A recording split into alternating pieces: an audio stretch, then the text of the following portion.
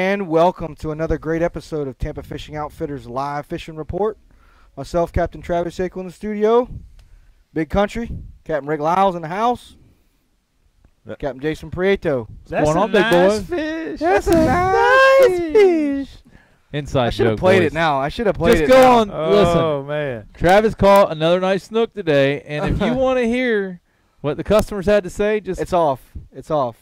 you turned it off. The sound's off. On the Why? video. You shouldn't That's have all right. said Don't that. you just you stay tuned after the show. I'm gonna get a hold of his phone, and we're gonna do a little bit of hacking. That's a nice fish. It's a nice Oh, I fish. cannot believe you took that off. You worked to take that off. I did. He knew that I would troll him on I don't Facebook need for that any other comments. one. God, he's getting sensitive in his old age. Golly. Well, what we got on store tonight, guys? What's our show topic? We are we're going to talk a little bit of boat maintenance, Boat and a little maintenance. bit and a little bit of trout too. Little I bit of think trout I think we fishing. should get Rick on the trout situation Oh, here. boy. But so let's talk a little bit of fishing. I know I've been fishing the last few days, and yesterday we had some really bad fog. It was pretty gnarly. We got through it and cleared up and was nice. But this morning was pretty chilly, and it warmed up real nice. Both days, the last 3 or 4 days, it's warmed up real nice. So that's been good. Fishing's been on fire. I mean, for me, we've been sort of delaying that pickup time to a little bit later. You know, I've been picking up about 10:30, 11, and that seems to be that sweet spot. Not only with fog and stuff clearing out and kind of the morning clearing out, but the tides as well. It's sort of real early to catch that last bit of that outgoing tide, so I've been kind of just dismissing it and going and getting bait and coming back and fishing that incoming water, and it's been pretty productive. We've caught a lot of trout, a lot of snook, a handful of redfish, and we've been on these mega jacks in the river. It's awesome. Which is a blast. So They are fishing's been real monsters. good. Fishing's been real good, but I expect it to only get better. We're starting to see now those fish are finally in those areas that we've been talking about for a couple months now, and starting to stack up. Especially on these lower tides, you can really get on a good bite. The fish will sort of get pushed down into the creeks and the ponds, little bellies in the river, and places back up in Cockroach Bay. And so it's been real nice to get in there a little bit earlier while they're ponded up. And then as the tide comes in, they sort of make their way towards the trees. Ponded So, up. That's ponded up. That's Isn't there a term for that? I caught that. I saw that at corner of my eye. I saw Jason give it one of those. That's a new one. Ponded up. Yeah. You learned that in college? That's a college term. Wow. Ponded up. Yeah, 'cause son. I missed that one. Hey, when they're ponded up, you got to make a pond. You got You gotta make a pond. Make a pond. Y'all. Good deal. Well, we're also going to announce later in the show our photo contest winner. And Yeah, they it's a won good one. a 10-foot humpback cast net. Yes, sir. And good finally to get this competition over with and get a winner. We out got there some good before photos, Christmas. man. Yeah, we got did. some great photos. You guys that sent photos in for that, man, you did an awesome job. You did a fantastic job. We saw, and it was. I'm gonna tell you, picking a winner was kind of tough. There's a lot of good ones. Yeah, we went through them and kind of made a group decision on the winner, and we'll get that to you a little later. But man, it was tough. A lot of good pictures, a lot of neat stuff there. So anyway, we got that, and we'll announce that later on. And we got a trivia question also coming at you here in just a bit. But Oh, the trivia. the trivia. Rick's trivia. Oh, the trivia. Rick's trivia, No, man. this ain't my trivia. I Travis, like- Travis, no, you this got is it. Travis's question tonight. And this is a You good got one. it. You want to go ahead and give it and see if we get some. Let's give it a few minutes. Okay. Let's let a few more chime in here with us, and we'll start here in just a few minutes. Yeah, I think All we right. need to wait to the second. But That's well, fine. I say second. Yeah, But we haven't yeah. run our commercials because of a software glitch that we're afraid of the software now. Aren't we? We're afraid of it. It's winning. Like It's got the best of us right now, but every we click are- we're scared. we're working towards it. But so yeah, about 10 minutes into the show, I think we do the trivia, get everybody wound up and participating and commenting and Turn your volume down, Rick. good job, Rick. All right. Well, let's talk. He just got I'm scared. just trying to find. Yeah, I did. I'm just You trying were to scared find the comments. Okay. All right, we're rolling. We're rolling. So let's talk a little bit about boat maintenance because that's what you guys want to talk about. So we'll talk. I think it's. I we'll think talk we a little need bit to talk about it, and I boat think maintenance it's because this is the time of year a lot of people are not using their boats as much, and they get their maintenance. You know, they do their yearly this time of year, and they get all that out of the way. And yep, I'm gonna help some people a little bit on maintenance. I'm gonna save them a few bucks. Put a little bit of money in your wallet.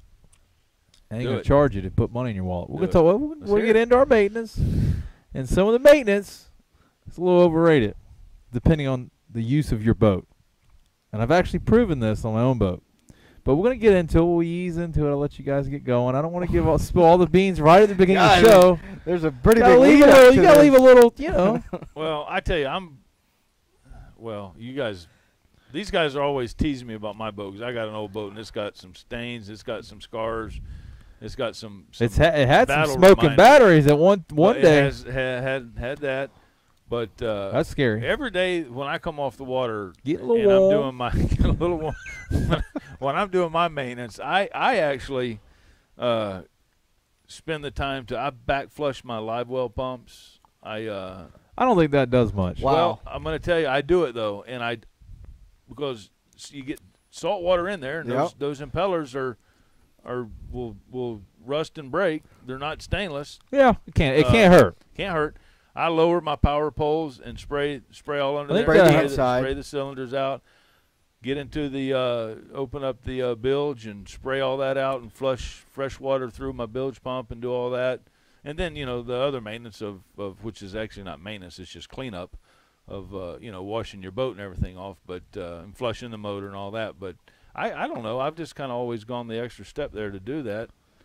And like you said, we're gonna give a couple. Takes just a little bit of time, but it's not hurting anything. We're gonna give a couple tips too on the cast nets, how to keep them. And we're getting to the time where we put the cast nets up, you store them, and they do get crusty. Mm-hmm. So we'll give you a few little tips. A lot of people know. A lot of people probably don't know. Right. So we'll give a few tips going into and maybe that'll be our tip of the week. We got a question here from Coy. He says, do you trailer your boat with the motor all the way up where the motor is resting in the latch or semi-up? For me, I would say it depends on how far I got to go, honestly. If I'm going to run it from the boat ramp, the local boat ramps back home, I just sort of lift. I got the porter bracket, so that you don't need to raise your motor plenty of height bracket there. But I would say if you're traveling, depending on what kind of boat you've got and how big your motors are, they do have the latch where you can lift it up, flip the latch down to where it's resting. I never use on the latch. That's what it's made for. So I would say on long road trips, like when we'll go to Louisiana and stuff, we'll latch that motor up. But other than that, I think that's a safety feature for if you have a leak down on your cylinder. But as far as like stress on the transom, no, yeah. I mean, you think about running through a chop in that bay, and you look back when you're going through 3-footers. That trailer ain't doing no harm to that transom. I mean, if I think too, like you got to look too, and I mean, it depends on what size and what you've got. But if you got a jack plate, you don't want it jacked all the way up. You want to bring it down. Right, so you're putting the heat on those cylinders, which is the same as with like your tilt and trim, basically. So if normally you've got that first cylinder that comes out, and it comes out, and then or basically your motor pushes it in, basically. But when you go up, it comes out, and then you lift up and you get over that. I'll normally bring it down to where it hits that first ram on the cylinder, and it sort of kind of locks it in. Well, you'd be screwed on Mercury. We only run one cylinder. Well, no, but I mean, like when you come down, you get 2 points, right? So you'll come down and hit, and then it'll go into a different cylinder. Okay, well, most engines are like that. Most engines are like that. I'm not throwing away Mercury. He's not the only one in the world that don't. If you don't have a Mercury, then that's what you've got. Only brand. So there are several different reasons. The other thing about trailering a boat too is if you've got a hydraulic steering, they make those 2 little inserts that you can put inside the cylinder, and that's going to keep it from going side to side. And that's something I would definitely recommend. Again, not for going as far as we go from the boat ramp sometimes, but if you're going to make a long run, especially on an interstate or down some back roads or whatever, and you're going to be running 40, 50 mile an hour bouncing around, it's definitely something you can put in there. And they sell those at like any marine store. You can get those. What you got? Craig Weaver says you need to rinse your trolling motor. I do. Oh, God. My trolling He motor. painted Dude. it. I just painted black. You got right guys now. on the other But side hey, of the bay making fun of your. Hey, that Dude, you know what we're trolling going to do? Travis, either you show me or you're going to do it. I'm going to take a picture of trolling. We're going to put it on the screen. And Man, my Oh, trolling gosh. motor is 8 years old. It's nice. Get after that. It runs Let's see if you too. can get one to last. it Yeah, looks right. 12. The old knee knocker. Hey, son. I don't care how old it looks. It's working fine. But that's funny, Craig. I like that. But yeah, I do rinse it. Dude, you need to, like, dip that thing. That's funny. That thing's got more rust than one of the towers out there with metal poles on it. it's It does. it's got a little rust. I tell you, I Oh, don't she's know looking what. good now. She got a fresh paint job on. I don't know what. When you start giving things names, that means it's pretty old. I don't know what metal they put in that trolling motor. They built that base of that motor with, buddy, but Season. it's some serious stuff. I mean, it's like a wow. pylon. Yeah. It's like a Brett Well, Norris. what's funny about my trolling motor is, and if anybody out there, Let's talk about what's not funny, because Well, there's no, a lot of things funny about the trolling. if anybody out there has a Minn Kota and it starts to show some rust, just treat it, paint it, don't sand it. What I did was when it started showing some rust, I sanded around all the rust and then treated it with the rust inhibitor and then Yep. painted it. Well, the rust inhibitor didn't work, and everywhere I had Say sanded, it ain't so. I just, Say man, it ain't so. I just opened up the floodgates, man. Shocker. Yes. The rust inhibitor didn't work. Are Shocker. you sure you read it right? It wasn't rust enhancer. Travis. I actually put Newsflash. It didn't work. Didn't I work. put rust enhancer What on brand was that? We're going to make a recommendation on what not to use. What kind of rust inhibitor? Perco. Did you get Perco. that at the Family Dollar across the street? I think it's called Perco.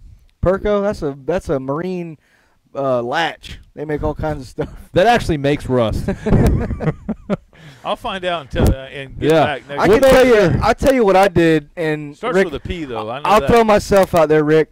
I knocked the skeg off of 2 of my trolling motors, pulling into the dock or getting it hung up on the dock, and knocked the skeg off. I knocked one off at the dock, and I knocked one off on a marker. I got a little close, and Hey, it popped off. But I sanded her down, and I used the Plasta Dip from Home Depot, Mm-hmm. and I put like It worked? I put like, I don't know, 3 or 4, maybe 5 coats of it, real thin coats, and kind of built it up to where it was real thick and solid, man. Now the bottom of the Rodan's Linex, but Right. where God, it, what where a it genius where it busted idea. off at that you guys, big money. in there on the skeg, I was able just to tape That it is off, good and I idea. painted it, Great. and it worked Yeah, great. There's No, good, and yeah. then there's No, genius. my next one, I'm gonna have that done. You should listen, Rick. It ain't look. I ain't doing it. The with next I one, got. let's just do this. Let's No. just do Yeah, that I one. think we should revive. We should. Look, if dude, I do something like that, you got the first if I rat do rod something trolling that motor. dramatic. got a rat rod. got a rat if rod I do trolling something motor. that dramatic to this trolling Anybody motor, that knows- it's gonna quit on me. It's Anybody- gonna tap out. Anybody So- that knows cars and watches car shows is dying right now when I call that thing a rat rod. Hey, CJ Hall, which CJ, you need to watch this whole show. Trust me. Says haters gonna hate On the rat rod. on my trolling motor.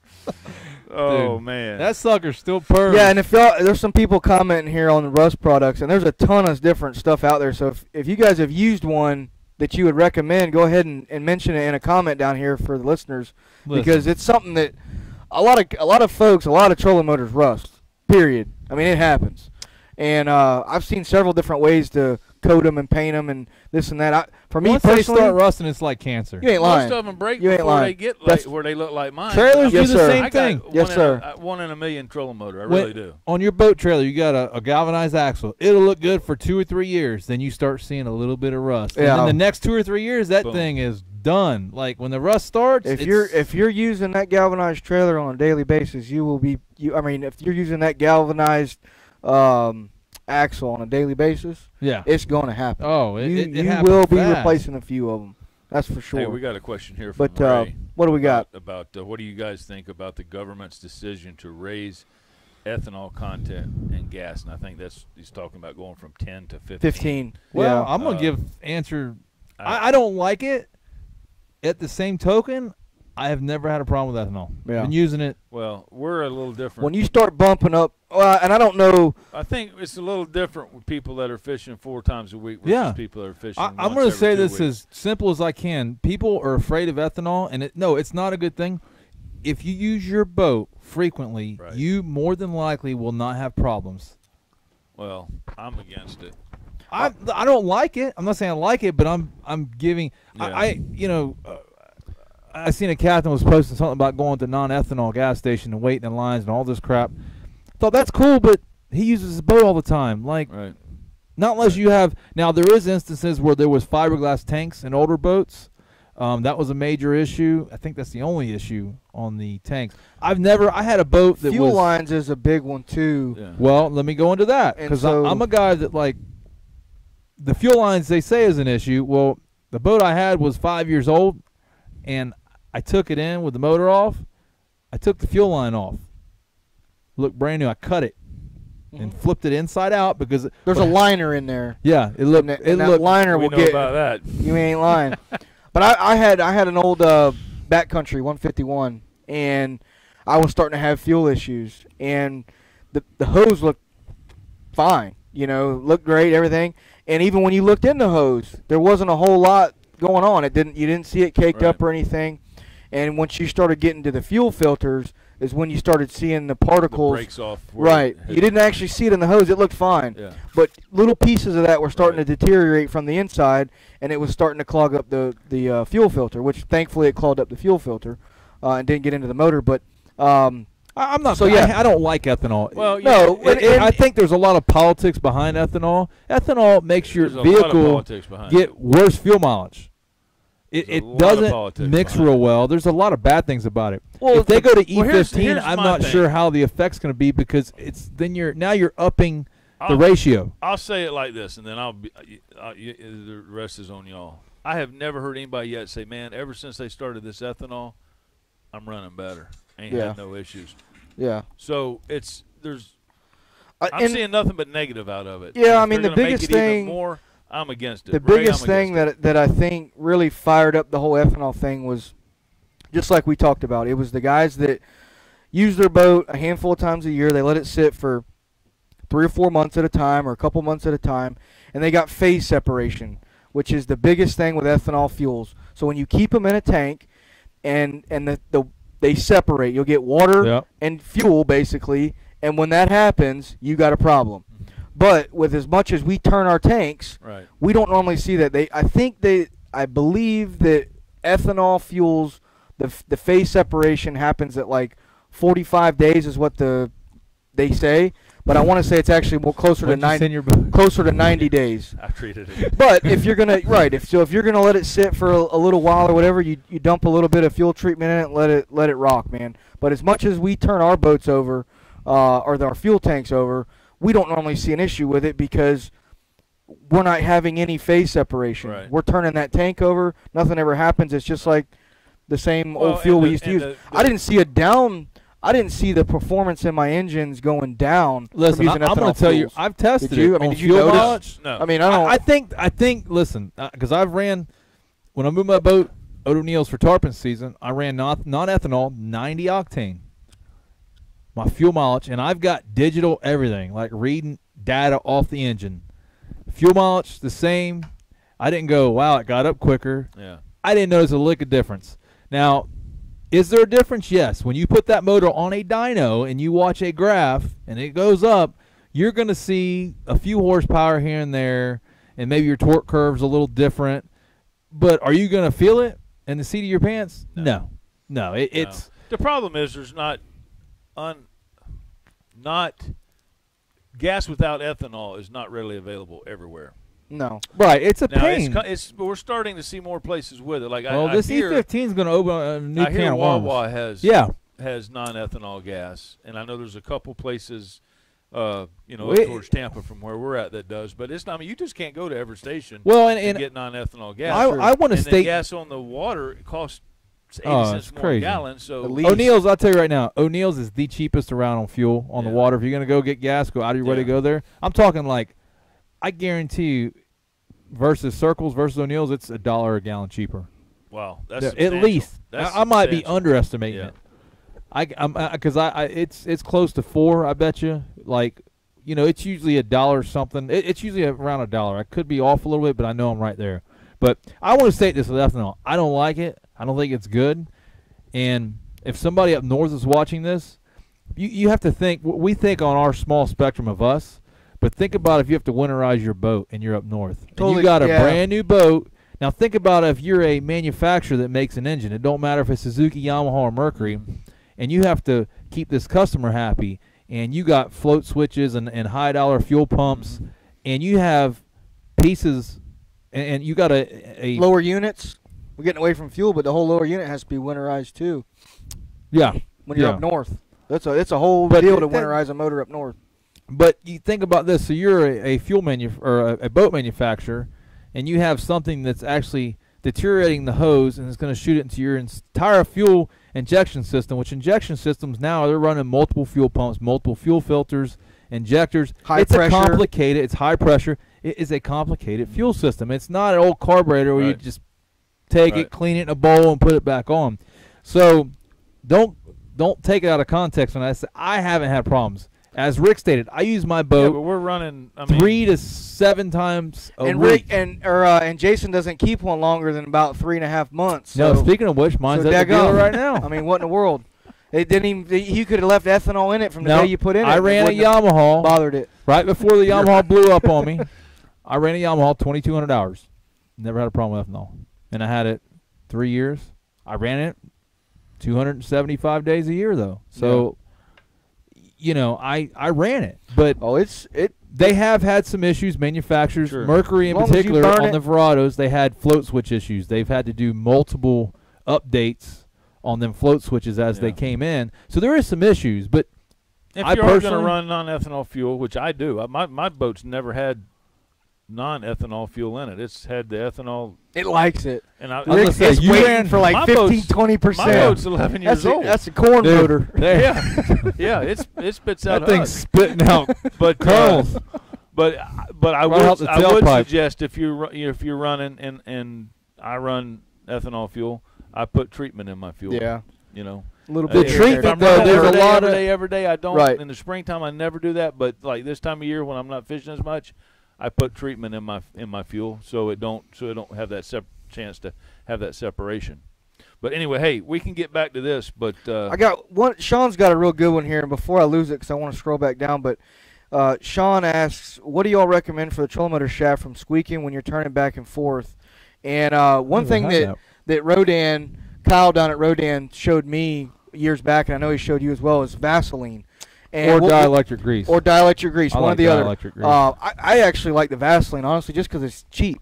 You can buy sunscreen. You can buy a bottle of that or a jug of that Vaseline. Any kind of lubricant. And I keep it in creative. I keep it in the shop there. On the boat. And it actually works really well. You put it. Nah, that's not going to sound right. But you put it down the shaft there, and here we get go. it down by the gearbox. But it really does work. It'll last quite a while if you put rub it in. a little. You get a little wipe or two on there, and you'll be all right. Oh man! But Vaseline, dielectric grease or Vaseline will work well. Well, so I'm gonna give you guys a little tip too. We're talking maintenance, and a little thing I've learned, and some of the dealers might hate me. They might disagree. They can say what they want. I've actually pulled. I have pulled my water pump. Hey, I've done it. Like, It don't matter. It don't matter. Just keep talking. Because it don't matter. 600 hours. I have dropped my water pump. Oh boy. Brand new. Like brand new. Brand new. It didn't have 600 hours on it. Had 580 something hours, and I pulled it. Now, here's the trick of water pumps. It's a rubber. Here's the side. If you use your boat all the time, if you use your boat, I'm not saying to wait that long. I'm just telling you a fact of what I did. I think to do it every 100 hours, if you use your boat frequently, is overkill. I really do. I think they build that 100 hours. Yes. And I'm gonna comment on the E-Techs too. The E-Tech guys are gonna hate me because that's just a marketing pitch. I think to do it every 100 hours is good if you live up north, or if you put 50 hours or 100 hours a year or 50 hours a year on your boat. I think you need to look at the time frame of that water pump, because what happens is it's actually a rubber impeller, and that impeller will, when it starts to dry rot and them ears break off, or they start to where they don't have their tension on that little cup, that's when you got an issue, because you're going to lose your water pressure. I'll tell you another one with water pumps that's real bad is shallow water boats. Boats that are going to be running real shallow and sucking up a lot of sand. Once you're sucking up that sand through your intake system, through your cooling system, back, through that water pump, you're bringing in, some sand in there, but it's going to scratch up and kind of nick up that water, that impeller. And what will end up happening is, if you get the tips worn down a little bit, they won't bite quite as well, and you won't push as much water up into your cooling system. So some of those boats will run through water pumps quicker than we will. Oh yeah, if I was running shoal water or something where you're sucking, you'd be sucking up pretty good. I'm very. Or if you got, you can do low water pickup. That'll get you a little bit better. But if you're that guy that hits a sandbar and mud devils it off the beaten path to get back where you probably need to change. I'm good with my boats as far as running them through dirt and tearing stuff up. I kind of know where I can and can't go, and I don't dig a lot of dirt, and I know, I don't push the limits to where I'm running mud through my motor. Right. I love doing that. Yeah, some guys do. I mean, you would think, like, when 90% of your time you're kicking mud. Oh, it happens, man. Abrasive. Hey, Craig. That's the word he's looking for. Thank you, brother. That's the word he was looking for. You're on top of it. Captain Craig, you're the man, dude. My boy. Yeah, we do have a family show, CJ. We really try to keep it clean. We try. That was pretty. We were short guy here. Hey, we couldn't help it. I think we should stand up again, make him feel small. But oh man. Oh. Hey, can we do a trivia now? Let's do trivia. We got let's y'all want to hear some trivia? Yeah, y'all ready for trivia? Give us some clap signals on here. And the prize for tonight's trivia question is, we're gonna have an Unfair Lures, this is the Rip & Slash 70 in pearl gold from Unfair Lures. Looks pretty good. I know you can't see that, but it's a jam up bait. Redfish, snook, trout all tear this thing up. It's got a little bleeder in it. Treble hooks. Pretty sweet little gig. So see if you can answer this question and you get one. Hurry up on this deal. I'm getting excited about this maintenance deal. Okay. Trivia question. Approximately how many species of fish are there worldwide? Oh, Jesus. Just get within 500. If you can get within 500. Oh, let's wait. Let's see what let's see what we got rolling in. It might be out there. You might be able to just, if their Google ain't broke, Rick. See, my Google was broke, so I couldn't have found it. And he needs to buy one of them Pandoras. So I'm going to talk a little bit about this lure right here. Because it is that time of year, and I wanted to talk a little bit about the trout fishing. Where's Jeremy Himes at? Yeah, my boy Jeremy Himes these are some of his go-tos, but this bait looks just like a little greenback, man. Looks just like about the size bait that a lot of guys are using. We ended up getting some really nice bait the last week or so that's been good. But this would be an excellent bait for doing some trout fishing. Well, if I was trout fishing with this bait, though, I would take this front hook off. Take the front hook off? Have nothing but the back hook. What do you think about putting a circle hook that's pretty sweet, on the back set of treble, or replacing the back set of trebles with a circle? Never tried it. It works well. Works very well. In fact, for a topwater lure, if you're fishing around some grass or you're fishing around some shallow water where the trebles are picking up stuff or they're getting you hung, maybe you're coming across an oyster bar, or you're getting into some of those areas where you might be getting a bunch of debris on your topwater, you can take both of your treble hooks off and just put a circle hook on the back, like even a 4 or 5 out circle hook will work fine. We do it a lot for redfish, because in the tournaments, if you hook a fish on the outside of the mouth, and they've got, a lot of times when you'll hook a fish on trebles, they'll come smack it, and that outside or inside set of trebles ends up on the outside, and the whole time you're fighting them, you're kind of ripping them apart on the outside of their mouth. Yeah. And in the IFA or some of these tournaments we fish, that's an illegal fish. You can't bring it in. It's mutilated. What about use one of them Alabama rigs? That's why like an umbrella rig? Yeah, well. You take that front hook off, you're going to lose game over. Minimal fish because you took the front hook off. Yeah. But with trout, as sensitive as they are, man, those are some sharp. They are sharp. But you'll be able to release the fish if it's not a keeper. And that's right. Let's show an example on Rick. Go ahead. Yeah, here, Rick, bite onto that. Bite down on that deal. Bite that on that bad boy one time. But yeah, And gold is my color, bud. You picked the right color. I don't know who picked. Did you pick this out down there? Yeah. Well, gold is my James favorite Beers. color. I just had somebody ask James me Beers. last week. We were talking artificial, and they sent me a text message and wanted to know what soft plastics I like to use this time of year and what colors. And I'll say it here. I use a DOA cow jig Oh, and the God. number 313 gold glitter. If you say that one more episode, I'm going to puke. The DOA Use a cow different jig. lure, for the love of God. Why? Why? Because. Stick with what works, dude. Oh, my Stick with God, what bro. works. But anyway, gold seems to be a good color. It's good this time of year. It's good all year, but particularly this time of year, I really like the gold. I like it in the river. I like it on some of the outside sandbars when the weather's nice and there's some fish out there. So that's what I like to use is a gold or gold or silver. I don't get too crazy with my colors. There's a lot of folks that are into pinks and blues and purples and greens and all that jazz. And to me, it really just. What are you doing? What are you messing with my stuff, man? Huh? As I was checking, my phone was locking up. Yeah, man. I don't know what I did. But anyway, so as far as colors go, artificial, I don't get too crazy with it, man. It's real basic with me. I do silver or silver and gold, and then I'll do root beer and like a purple demon. Those are my two. 313. Those are my. Just you guys remember. You got it. You got it. 313. I think they should just change the 313 to Captain Travis. Dude, I'm telling you, man.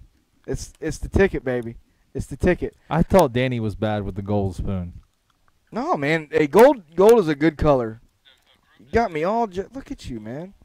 Got my volume turned up. Well, Anyway, so we got some guys firing off question or answers here for our trivia question. Which, if anybody hadn't heard it, it's approximately how many species of fish are there worldwide? And there's a number that we're looking for. And let's see, we got some folks getting close, but we're not quite there yet. So, Jason, let's talk a little trout. I was at the dock today when you pulled up, and I know I've been getting some real nice trout. And I know today you look like you got a handful of them too. So, how you been getting? How you been trout fishing? You been deep water fishing? You been fishing with corks up top, or I had. all my fish have been? I can't stop catching snook. Yeah, well, you got to get away from every now and That was a Brett Norris answer, wasn't it? yeah, I'm really trying What's to. your number, trying Brett? to make Don't something happen find me on here. Facebook. It's I'm like- famous.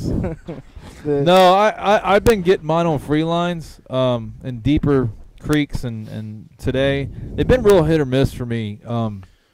The same areas I'm catching snook, and so when the snook bites on, they always beat the trout to the bait.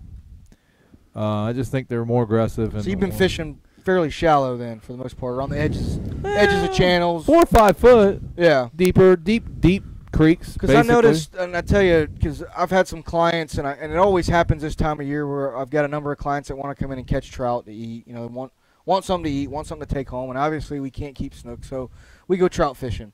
And it's something that I've got quite a few clients that look forward to every year. Get some trout, start filling the freezer. And I've been fishing real close to the bottom. Some of the areas we've been catching quite a few ladyfish. There's been some jacks mixed in. You a bottom dropper? And I found that, and I knew the trout were there because I was getting on them. And then some other fish sort of moved in and sort of took over when I was chumming. But we couldn't figure out how to get them. We were fishing with corks and stuff like that. And I said, man, let me just get under these things. So I literally put some big old split shots on and started just literally, when it hits the water, it's like boosh and, goes to the bottom. And that's where we're getting the trout. Meanwhile, ladyfish are popping on the surface, and we're getting the trout underneath them. So yeah, that's just been one thing with me that I've been doing. And in one of the other areas, we were using the floats and floating them across some really shallow grass. It was probably only like 2 feet. And there was a particular little – it was actually just a little just eddy give us the spot, that Travis. sort of came around, and we were letting the baits roll with the incoming tide and float over this little grass bed. And it was like they were just laying in this grass bed. And it was mostly sand around it, but there was one big grass pile there, and that's where they were sitting. And every time you drifted across it, they would eat it. I've actually so ran across two different ways of getting them. My trout game's been awful. I've ran across a pile of trout down south before the front we had. I really couldn't get them to eat, and I think Rick, you kind of had this. It was different spots, but you had the same instance. Mm-hmm. I mean, there was a ton of trout there. I'm going. This is trout fishing. These guys don't get lockjaw. I didn't think. Hey, we got to give it to Robert McMillan. He got within 500. Nobody's going to guess exactly what it is. Oh, within 500? Yeah. Who we got? Who got it? 27,300. The answer's 27,000. Oh, Robert yeah. McMillan. Game You over. That was unfair. So you're going to get a lure. You're going to Unfair. It was unfair, and you get Stop an shaking the unfair lure. You got me excited, So, man. Robert McMillan, get on down to Tampa Fishing Outfitters and get you a free unfair lures. We'll put your name at the counter. Come see the folks here at TFO, and you can take one of them jewels home with you. Speaking of which, and I talked about it on the way up, is I wanted to kind of do a captain's choice. We got Rick. Christmas around the corner. Yeah. We got Christmas around the corner, and I'm all flapped up tonight. and I want to give a recommendation for something, a gift, that I think is good. Rick's been itching to. I've been pull itching to bring this pull out the for fillet knife out. a month. But I'm gonna kind of go a little high on this, and it's just a product that I've been using for a couple years now, and I've been real happy with it. A little bit on the pricier side, and a lot of guys won't probably get this, but the wives might. So if we got any wives out there or something like that, I use Van Stahl pliers, and they're fairly expensive pliers. They're about $300 for a good pair of pliers, and I've been using the 6-inch needle nose pliers for about 2 years now, and dude, let me tell you what. I don't grease them. I don't even hardly rinse them off. They are solid pliers, man. Sorry. Good pair of pliers. If you're looking for that right gift for somebody special, don't mind spending a little bit of money. Get something that's going to last for a long You time. gonna get your wife some for Christmas? Some Van Stahl pliers, man. I'm telling you. You Get should your her set. some. You'll never get another pair of pliers. I My promise. hand's supposed to go up like So this. Smack him. I'm out. I'm done. I'm done. I'm Hey, done. I tell you what, I've been wanting to get this on here for a couple of weeks. They just walk off the set? Flay knives, and we were going to do a little show on, and we're going to eventually on Clean and Fish, but this is the exact knife I got, and I never used an expensive knife. Not that this is real expensive, but it's $40. It's a Dexter, but I had a client give me one of these on his return. I don't know. I didn't really think about that. I wonder if I didn't clean the fish good enough the first time. But he said, man, I'm going to bring this jackwagon a knife. Jeez, he butchered this thing. He brought me one of these, and I'm telling you what, I have had it for, 5 or 6 years now, maybe even longer. They're decent knives. They're great for flounder because it's got a real bendable, pliable blade. Yeah. And you can get under that real easy. But these knives will, I'll put it up there for $40. It's well worth it. They're an easy knife to get your edge back on once it starts to get dull. You can get an edge back on it. So anyway, Dexter, this is the exact one I use, the 9-inch one, and it's pretty good. Not what she told me. Oh. So now I finally did. You ready? Yes. That's your gift. Takeaway. That's the best thing you got. Well, ain't the best thing I got, but that's pretty darn good. That's reasonable too. $40 for those pliers. And where can they get them at? Tampa Fishing Outfitters. Wow. Let's say it ain't Shameless so. plug. Say it ain't so. We picked that one off right off the shelf. And I guess there's Brian's commenting on here too, guys. While we're talking about this, then there's been some changes on the cobia rule. Stays at 33, not going to 38. So that's a good thing, I guess. I don't know. I don't know. Cobia is one of those fish that I don't know. I catch a handful of them a year. Yeah, but it seems like we get a few keepers every year and catch more that are not keepers. But well, I mean, we got a couple guys on our shoreline that kill them off. They can't catch them; they'll just shoot them with a spear gun. So that kind of depletes our population on our side of the bay. So. Yeah, we got a jackwagon that posted a video of them catching a cobia, and you know how cobia follow up, and it had another cobia with it that wasn't hooked, just swim up, and they gaffed it. Yeah. And slung it in the boat. Really? Gaffed it? Yeah. Sounds legit. Yeah. I don't know. I'm just against that. Yeah. Can't catch it. Just I don't know. catch it on We a used rod. to. I tell you, when I did some offshore fishing down in Islamorada with my uncle, we used to dip net triple tail right off the structure. You know, if you had a floating pallet or something, there'd be triple tail sitting underneath it. And then he had a 31 sport fish, Bertram, and he used to back it up to the structure, man, and you could literally just take a dip net and dip net triple tail right off the structure. Dip netting a triple tail versus slashing with hear a you. gaff that you may not get him and you may Dude, not. let me tell you what, and you're going to send a fish off to eventually die. I'm with you on that. You know, but let me tell you what, I don't know if I'd gaff a green cobia and sling him in the boat that had any size to him anyway. Well, you're looking to break a leg. That's a good point. You're looking to break something, man. This is true. Well, anyways, I guess the cobia rules are pretty much staying around the same, which is a good thing. I mean, I guess. I don't know. Like I said, cobia, I'd like to catch them more frequently. I'd like to see them more frequently. I think the East Coast and the Panhandle have more fish than we do, or they actually go after them more, or they probably catch more. What's the most cobia you ever caught in a day? I'll bet you double or nothing on your sandwich you owe me that it's not going to be as much as I have. This is one time I'm going to toot my horn. The one time you are? Yeah. How many cobia you caught in one day? I got One 15. Day. Sit down, son. I'm lying and I'm not even good. 27. Get out of here. Swear to God. Yeah. You swear to God. Yeah. 27. Hey, he caught 27 or more. No. Yeah. Call They're Brady. sucking on it. No. He's like, and the weirdest thing happened. They kept sucking on the side of my arm every time I tried to take the hook out. No, me and Brady Nelson went fishing offshore. Well, you wasn't really offshore. got a school of them. 3 miles offshore, and we caught 27. Whacked 'em. Most of them were small. Yeah, you still But caught 27. 27 cobia. That's cool. No, at 15 That's I probably was as lying. many I as probably I've caught caught my 5. whole life. I probably caught 5 in a day, most. Yeah. Nothing that I remember. I tell you that the one thing about that was an anomaly. That just don't happen. cobia, especially if you get into an area, and I tell you, Apollo Beach, you know, the power plant and that whole area down in there is loaded with them right now. There's a ton of cobia down there swimming around, and you'll find that a lot of times they're not alone, especially when there's a congregation. Right. I'm like, sometimes we'll get them in the shipping channels, or we'll get them when we're snapper fishing or tarpon fishing or this and that, and it's not really a group of them. It's a solo out there swimming around, or excuse me, maybe a pair of them or something like that. But when you get up by like this time of year and you find a good congregation of them, you know, you can sting them pretty good. Yeah. And they're dumb. I mean, Right. they'll come right up to your boat, you know, and Yeah. kind of circle you, like you said. Even if you got one hooked, they'll sort of come up, and the other guy's like, "Hey, man, what's going on?"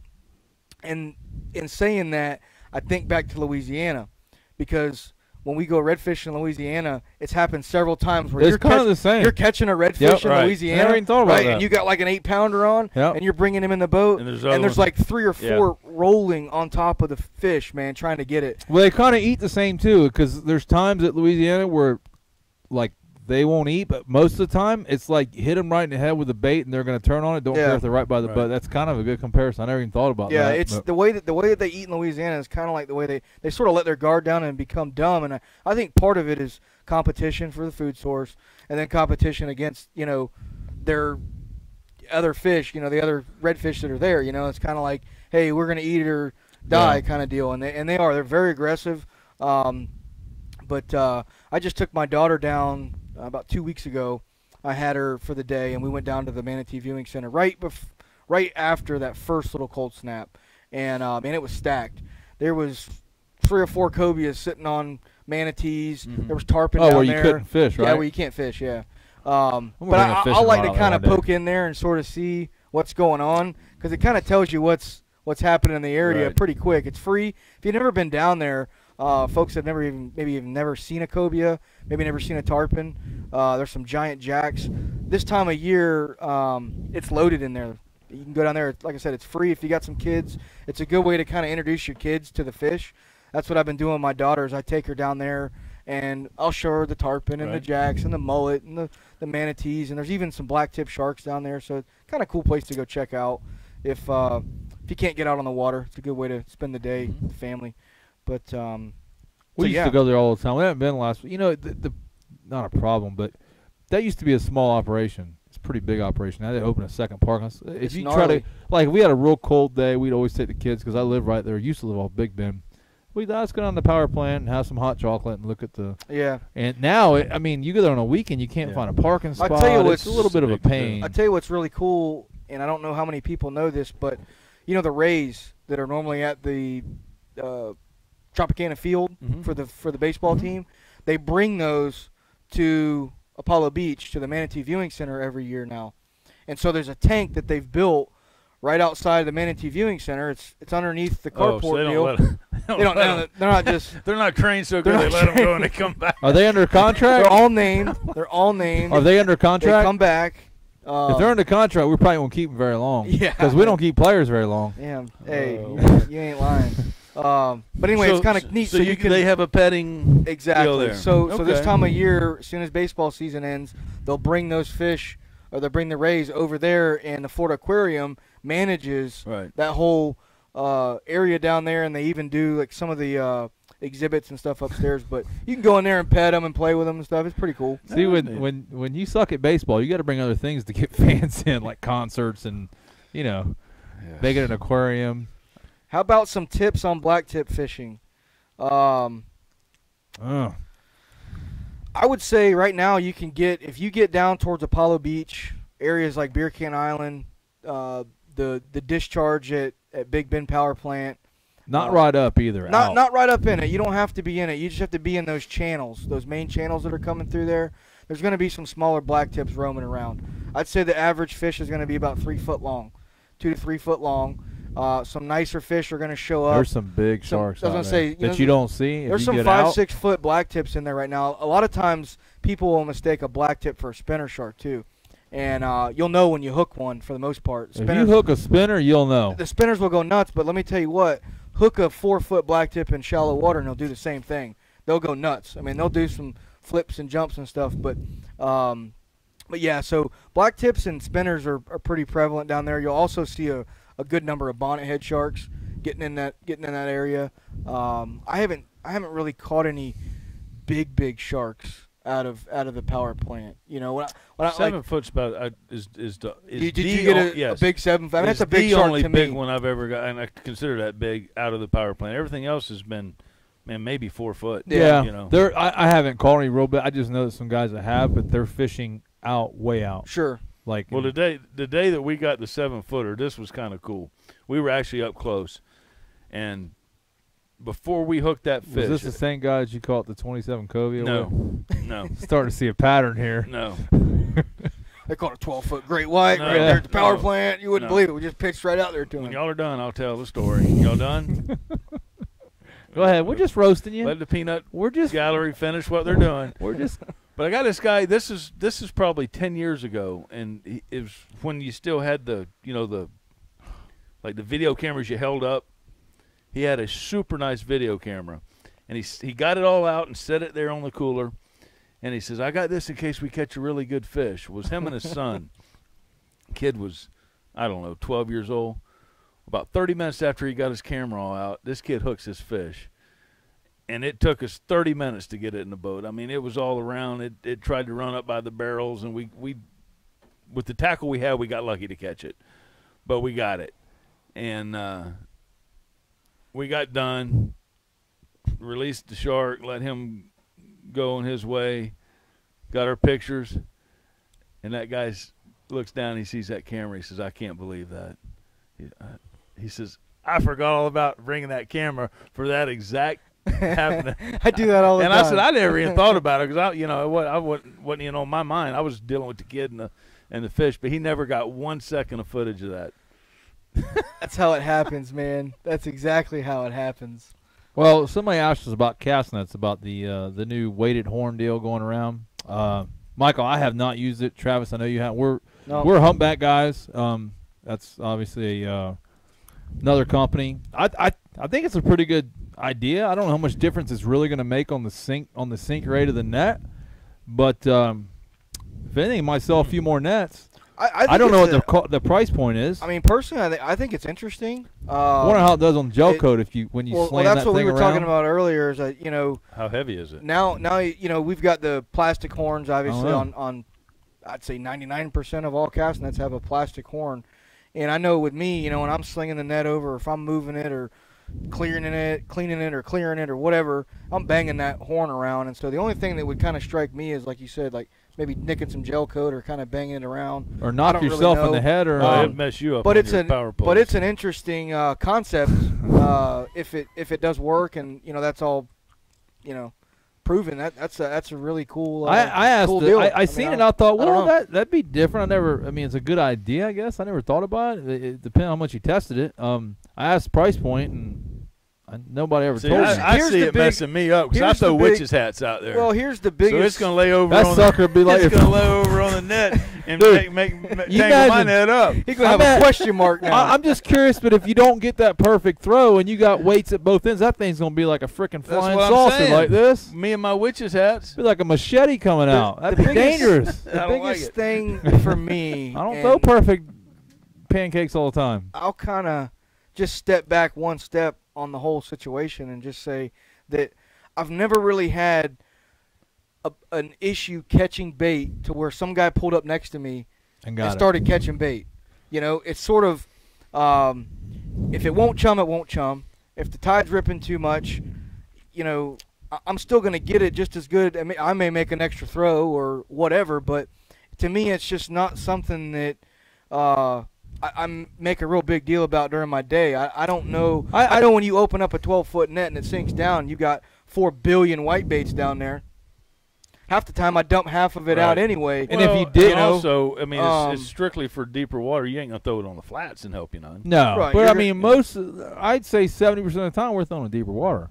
It depends. Yeah, I mean, I'm 50-50. I'm 60. I've kind of shied off the I definitely prefer getting bait in deep water for several reasons. Number one, it's normally cleaner bait.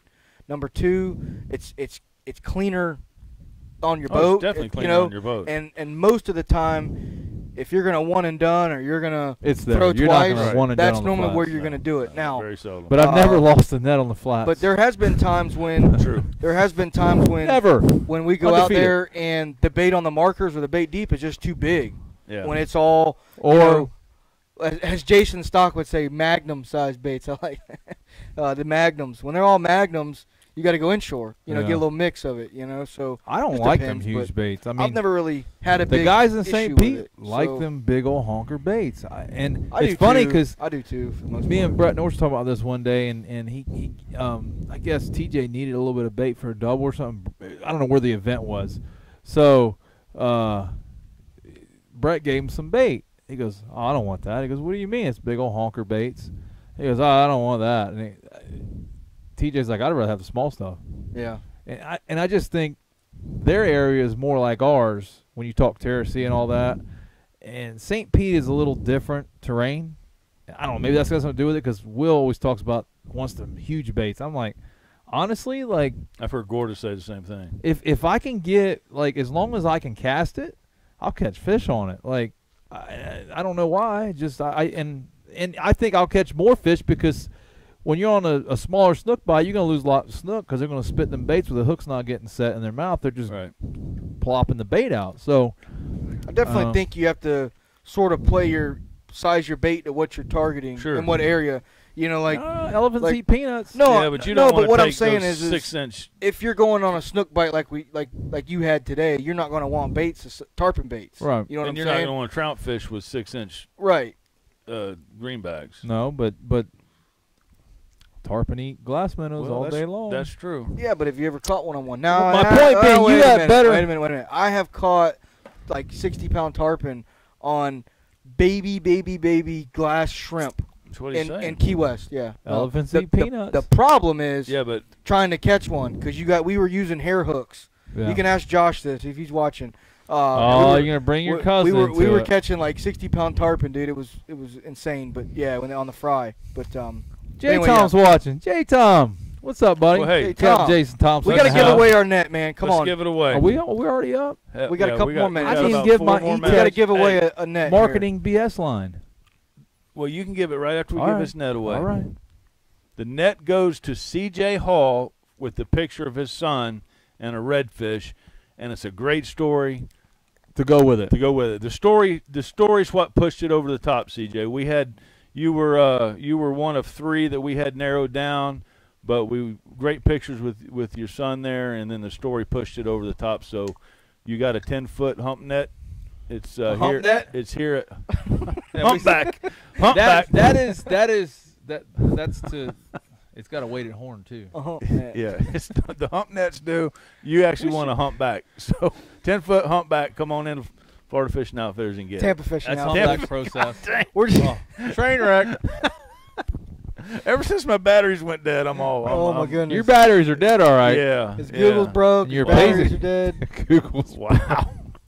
I'm sorry, guys. We're We're on. But anyway, congratulations, CJ. CJ Hall, come in and get you a new 10-foot humpback 3/8. We'll have your name at the counter, bub. And I want to add a little something. These guys got off subject. We were talking we were talking about maintenance, and you guys went back to fishing. Travis That's was the end of the itching. show. We got to get off of here. Yeah, well, Sorry. listen, the E-Tech guys aren't going to like me that much about this, but I can promise you every other manufacturer is just shaking their head if they're watching, which they're probably not, but somebody in that company is going, yep. That whole 5 years no maintenance or 3 years no maintenance is such a marketing ploy. It ain't funny. It's a two-stroke, so you don't need to change the oil. Everything else about that motor is just about the same as every other two-stroke. Mm-hmm. They're running a synthetic oil in the lower unit, and they're hoping that you don't run it. Because I can promise you 300 hours on one of us on that lower unit without changing the oil, or 303 years, sorry. Yeah, 3 years is more. I think they also throw in the fine line or 300 hours. Yeah. Maybe they do. That makes sense. Which makes it no different 3 years than any is other boat over 1,000 outboard hours. manufacturer. It's a marketing ploy. So when you buy an E-Tech, and listen, I will tell you something else impressive about an E-Tech that I found on new ones. They're pretty. I don't like them. No, they're not pretty. I don't. Oh, they got all the different colors. They're pretty. Yeah, but they look reminds me of RoboCop. Well, But they got a ton of torque. It's like 600 foot-pounds of torque. Crazy, like a diesel. And that's about it. I don't like them. But they got a lot of torque. But that whole thing is a marketing ploy. If you go to buy an engine, don't buy it on, I take it to the dealer less. And because it ain't like they found like this little thing in left ain't field that, found man, nothing. we've got them beat now. No. But, it's a two-stroke, so obviously it doesn't need to get the oil change like a four-stroke. And the lower units and all that, man, marketing. Yep. Marketing. And So, you better change that. and I'm going to tell – well, and I'm not recommending somebody go 600 hours without a water pump. I'm telling you, I've goodness. checked mine on good running, and it was fine. But I've ran it good, and I run it every day. I'd say you need to do it on an annual basis. Every year. Yeah. Just do it with I your would say yearly. once a year is a good Do thing. it with your yearly checkup, whatever. That's what I call it when I do Yeah. it. I do a And yearly now- checkup, and then inside the year I'm having oil changes and lower unit change, that kind of thing. But I don't change the plugs, but once a year I change the water pump and the anodes, internal anodes, once a year. Doom. One thing I want to add, I know we're out of time. I think this is the most important that people overlook. Your lower unit. People do not change that lower unit every Oil. 100 hours. And no, the oil is not bad, but here's the problem with lower units. They're seals. And you get fishing line around the seals behind the prop and you don't know it, your oil spews out of the seal. And when you smoke that lower unit, when there's no oil in there, it's going to smoke. Or if you get salt water in there, it's going to smoke. You need to check that oil. Salt It's water's not a good $8 or lubricant. $10 for a quart, and you can buy the little pump thing and do it yourself, and you pump it from the bottom up till the oil comes out the top.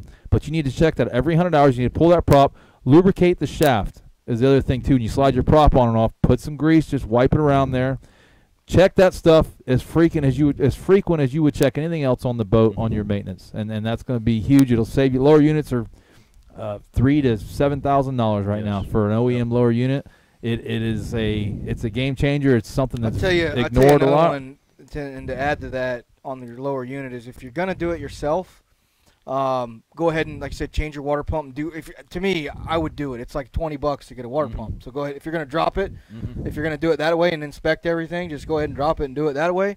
If you're just going to do the oil, also replace the little seals that go on the screw. It's 25 cents. A lot of guys will just take that screw out and there's a little fabric or it's a composite, some kind of it's gasket material seal deal. Yeah. And it's just a little old, like I said, 25-cent piece. But a lot of guys will take that off and put the old one back in, and you're not getting the same seal that you did, and you'll actually get water coming in through your drain plugs. So replace those as well if you're going to go to the marine store. So Yeah, that'll save you a lot of money and time, and it costs you about $12 to change the oil in your lower unit. Yep. That's right. If you're gonna do it yourself, watch the video, talk to the leader. You need to have both plugs out, pump it from the bottom to the top, put your top plug in, tighten it. It'll actually suction. If you get fluid dumping out with the top plug in, you have a seal going out. One other last thing before we go. I know for a fact Mercury lower unit oil, they do something to it. Water and oil don't mix good together. They don't mix it all together. Mercury lower unit oil does. Wow. It's key because if you get salt water in your lower unit, it's going to mix with the oil, so you still have a lubricated unit. Something to think about. Awesome. I found out too is if you do have a leaky lower unit, and you know you have water in it, and let's say your oil's leaked out, don't drain the water. Take it to your shop before you drain the water out. Yeah, 'cause it's actually going to keep it from rusting up. That's right. Yeah. That's The right. second you drain that salt water out of that lower gears, unit, all precision them gears, gears get air on them, and it's going to lock up. So I learned Good that the stuff. hard way too. Guys, Hey, been a man, great show. Good job. Good job, fellas. And until next week, tight lines. And also, Have y'all a want to Merry book a Christmas. charter with us? 813-727-9890. 813-830-FISH. 813-601-2900. Have a Merry Christmas, and thank you for spending your time with us.